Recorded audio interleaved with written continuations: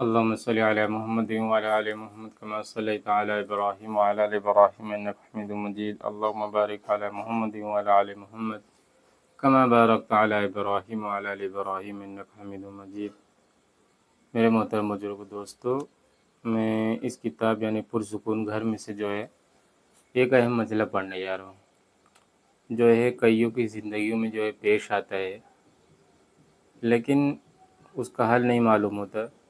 تو میں اس کتاب کے ذریعے سے خود بھی جو ہے اس پر عمل کرنے کی اور جو ہے اس سے علم حاصل کرنے کی کوشش کروں گا، اور آپ لوگ بھی جو ہے اس سے علم حاصل کرنے کی کوشش کریے. اور جو ہے اگر نہ سمجھ میں آئے تو جو اپنے مسجد کے اپنے قریب کے علماء ہیں ان سے جو ہے رابطہ ضرور قائم کیجیے، کیونکہ جو کتاب میں مسئلے لکھے ہوئے تھے وہ عام ہوتے ہیں.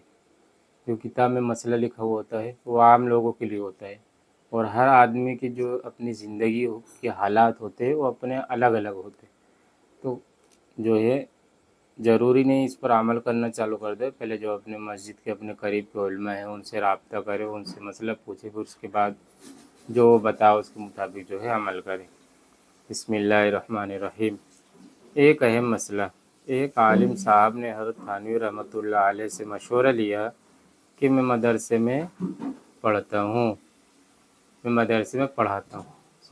وہ مولانا تھے، پڑھاتے تھے.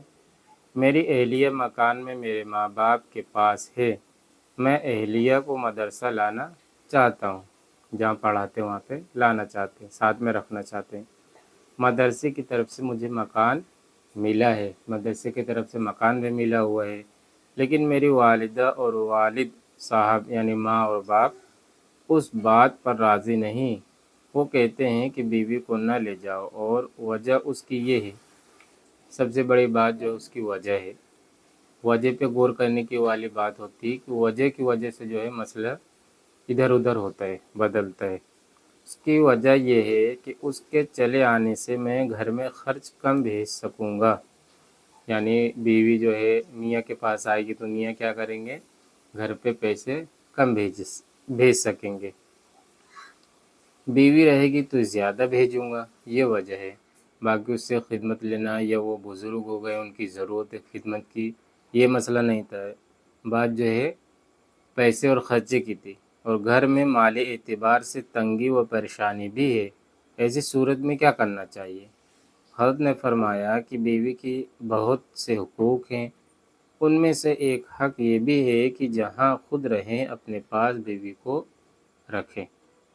شریعت کا یہی حکم ہے. شریعت کے حکم کے آگے یعنی جو اسلام نے بتا دیا اس کے آگے سب کو جھک جانا چاہیے. یہاں تک کہ حکم ہے کہ اس کی اجازت کے بغیر دوسری جگہ لیٹے نہیں، اس کے پاس ہی لیٹے. حضور صلی اللہ علیہ وسلم ان باتوں کا کس قدر خیال فرماتے تھے. جو ہمارے رہبر ہے، جو دونوں جہاں کے سردار ہے، جو ہمارے نبی پاک صلی اللہ علیہ وسلم ہے، ہم تو انہی سے جو ہے سیکھیں گے نا. ایک باری میں دوسری بیوی کے پاس ہرگز نہ جاتے تھے، اور جس کی باری ہوتی اس کے پاس ضرور جاتے تھے. اس سے معلوم ہوتا ہے کہ رات میں بیوی کے پاس رہنا یا اس کا حق ہے. ان باتوں کو آدمی معمولی سمجھتا ہے، حالانکہ اس کی بہت اہمیت ہے. ان باتوں کا تعلق حقوق العباد سے ہے. حقوق العباد کیا ہے؟ حقوق العباد جو ہے اللہ کے وہاں بہت پوچھ پرچھ ہے. کل جو ہے جو اللہ قیامت کے دن اللہ جو ہے اپنے حقوق تو بہت آسانی سے معاف کر دے گا جو اللہ کے ہے، لیکن جو لوگوں کے عام لوگوں کے حقوق ہے، وہ جو ایک دوسرے کے حقوق ہے، وہ اللہ اس سے پوچھ پرچھ کرے گا، اور ایک کا دوسرے سے حق دلا کر رہے گا.